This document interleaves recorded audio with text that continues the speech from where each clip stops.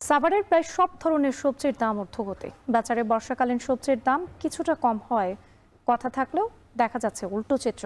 সপ্তাহের ব্যবধানে প্রতি কেজি সবজিতে বেড়েছে 15 থেকে 20 টাকা পর্যন্ত। সাভারের কলমা বাজার থেকে যুক্ত হচ্ছেন হুমায়ুন কবির। হুমায়ুন, বাজারে হঠাৎ সবজির দাম বাড়ার কারণ হিসেবে কি বলছেন ব্যবসায়ীরা? রাত্রি শিল্পাঞ্চল সাভার আশুলিয়ায় প্রায় 50 লাখেরও বেশি মানুষের বসবাস।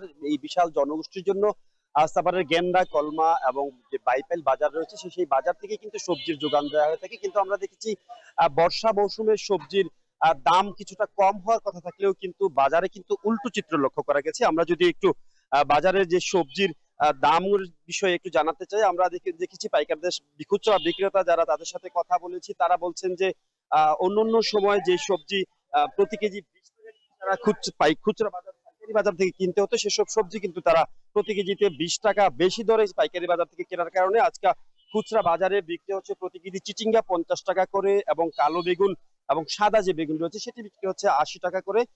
ধুন্দুল বিক্রি হচ্ছে 30 টাকা প্রতি কেজি। মিষ্টি কুমড়া প্রতি কেজি বিক্রি হচ্ছে 40 টাকা করে। পাশাপাশি চাল কুমড়া রয়েছে, চাল কুমড়া একটু দেখাতে চাই, চাল কুমড়া প্রতি কেজি বিক্রি হচ্ছে, প্রতি পিস বিক্রি হচ্ছে 40 টাকা করে। শশা, দেশি শশা বিক্রি হচ্ছে 140 টাকা করে, যেটা যে শশা গত সপ্তাহে আমরা দেখেছি সাভারে 120 টাকা থেকে 110 টাকার মধ্যে বিক্রি করেছেন দোকানদাররা, কিন্তু আজকে সে শশা 140 টাকা বিক্রি হচ্ছে। পাশাপাশি লাউ বিক্রি হচ্ছে প্রতি পিস 50 টাকা, এবং মূলা দেখতে পাচ্ছি আমরা, মূলা বিক্রি হচ্ছে 60 টাকা প্রতি কেজি। টমেটো বিক্রি হচ্ছে 160 টাকা করে। মোটামুটি সব ধরনের সবজির দামে কিন্তু ঊর্ধ্বগতি।